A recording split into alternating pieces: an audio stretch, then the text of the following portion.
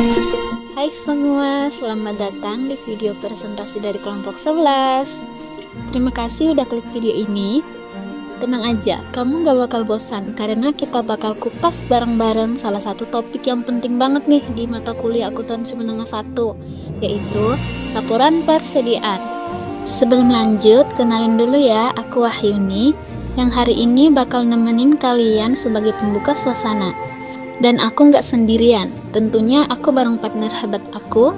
Ada Fatriani yang super teliti, Indah yang vibe-nya selalu tenang tapi kena banget, dan Dausia yang bikin suasana makin hidup. Nah, sebelum kita nyelam lebih dalam, kita kasih spoiler dikit nih tentang apa aja yang bakal dibahas di video ini, biar kamu siapin dulu energinya ya. Yang pasti, kita bahas mulai dari hal yang paling basic sampai ke yang agak teknis, tapi tetap dengan penjelasan yang ringan dan easy to follow.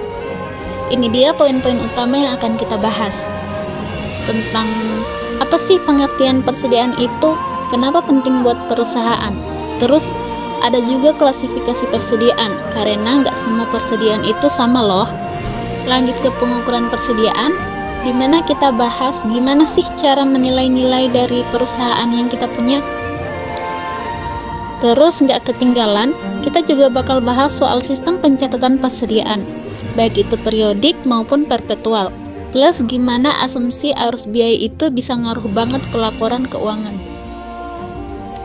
Terakhir, kita tutup dengan bahasan soal nilai realisasi neto dan penurunan nilai persediaan. Ini penting banget apalagi kalau kita bicara soal relevansi dan kewajaran nilai aset. Jangan khawatir, kita nggak akan lemparin materi kayak dosen ngasih tugas dadakan kok. Kita bakal sharing-sharing santai aja, step by step, pelan-pelan. Gaya ngobrol kita juga beda-beda, ada yang super kalem, ada yang suka ngasih analogi biar gampang dicerna, ada yang detail banget sampai di titik koma, dan pastinya kita semua kerjasama biar video ini bisa jadi asik dan ngena. Karena kita percaya, belajar itu bukan cuma soal hafalan, tapi soal ngeh, soal connect, dan soal bisa cerna pelan-pelan tapi pasti.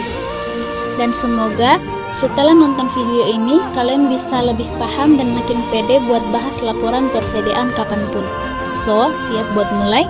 Let's go! Pengertian persediaan.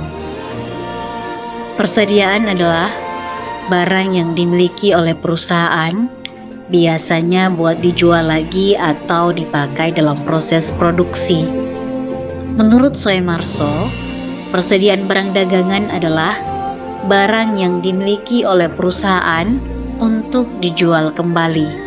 Dan menurut Idam, perusahaan barang dagang adalah barang yang dimiliki oleh perusahaan yang dibeli untuk dijual kembali. Jadi kesimpulannya yaitu persediaan barang dagang adalah aset atau harta yang siap dijual. Kenapa persediaan itu sangat penting? Karena tanpa persediaan bisnis tidak bisa berjalan. Tujuan dari persediaan itu sendiri yang pertama, menjaga kelancaran proses produksi dan penjualan. Yang kedua, mencegah kekurangan atau kelebihan stok. Yang ketiga, mengontrol biaya penyimpanan, dan yang terakhir, meningkatkan efisiensi dan profitabilitas. Persediaan itu semacam amunisi perusahaan untuk menghasilkan penjualan dan laba. Jadi ya, meskipun kelihatannya cuma barang, tapi efeknya sangat besar loh bagi perusahaan. Nah, sekarang kita bahas klasifikasi atau jenis-jenis persediaan. Kalau perusahaan dagang, biasanya mereka cuma punya satu jenis persediaan, yaitu persediaan barang dagangan. Barang ini dibeli buat langsung dijual lagi, tidak diolah dan tidak diubah. Tapi kalau perusahaan manufaktur, jenisnya ada 3. 1. Persediaan bahan baku, bahan utama yang dipakai buat produksi. 2. Persediaan barang dalam proses, barang yang lagi diproses belum jadi sepenuhnya. 3. Persediaan barang jadi, barang yang sudah selesai diproduksi dan siap untuk dijual. Setiap jenis punya peran masing-masing dan semuanya penting, karena dari sinilah alur produksi dan penjualan dimulai. Selanjutnya, gimana sih cara mengukur nilai persediaan? Jadi ada 3 metode utama, yaitu yang pertama, metode FIFO First In First Out. Barang yang masuk duluan dijual duluan, jadi yang tersisa adalah barang yang terakhir dibeli. Metode kedua, LIFO Last In First Out. Kebalikannya, barang yang terakhir masuk itu yang dijual duluan, jadi persediaan akhir nilainya dari barang lama. Yang ketiga, metode rata-rata. Harga rata-rata dari semua barang digunakan untuk menghitung HPP dan persediaan akhir. Metode ini bukan cuma angka-angka ya, tapi juga mempengaruhi laporan keuangan terutama dalam perhitungan laba. Jadi, pemilihannya harus sesuai sama karakter perusahaan. Selanjutnya, sistem pencatatan persediaan dan asumsi arus biaya. Kalau soal pencatatan, ada 2 sistem utama yang biasa dipakai oleh perusahaan. Yang pertama, sistem periodik atau fisik. Jadi, nilai persediaan itu dicek lewat pemeriksaan langsung, yang dimana transaksi dicatat di akhir periode, bukan setiap kali ada penjualan atau pembelian. Yang kedua, sistem perpetual atau buku. Artinya, setiap pembelian atau penjualan langsung dicatat. Jadi datanya selalu update, lebih akurat, tapi juga butuh sistem yang rapi. Lalu ada yang namanya asumsi arus biaya, yaitu cara kita nentuin biaya mana yang dialokasikan ke barang terjual dan yang masih ada. Contohnya ya FIFO dan rata-rata yang tadi udah dijelasin sama teman saya atau rekan saya, yaitu saudari Dalsia.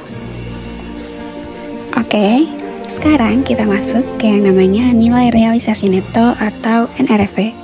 NRV ini adalah estimasi harga jual barang dikurangin sama biaya yang dibutuhin buat jual barang itu.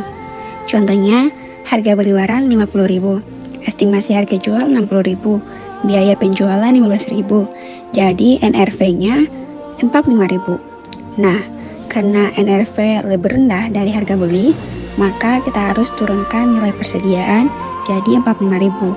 Kenapa? Karena prinsip akuntansi minta kita catat aset sesuai nilai yang bisa direalisasikan biar gak full value.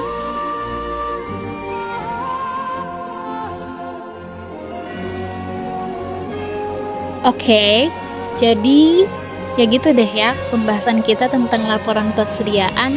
Lumayan lah ya, nggak terlalu ngitung-ngitung banget kok. Tenang aja, matamu nggak akan berasap gara-gara angka hari ini.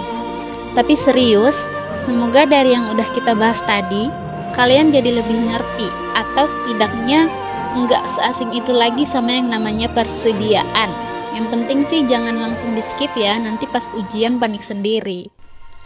Dan buat kamu yang udah nonton sampai akhir, salut sih, kamu keren banget, harusnya dapat voucher boba minimal. Tapi karena ini video tugas, ya udah doanya aja semoga dosennya kasih nilai A+. Oke deh, sampai di sini dulu ya suara aku nemenin kalian. See you di tugas-tugas selanjutnya. Jangan lupa minum, jangan lupa senyum, dan jangan lupa share video ini ke diri kamu yang besok-besok bakal lupa isi materinya. Bye, love you guys, semangat terus ya. Thanks for watching.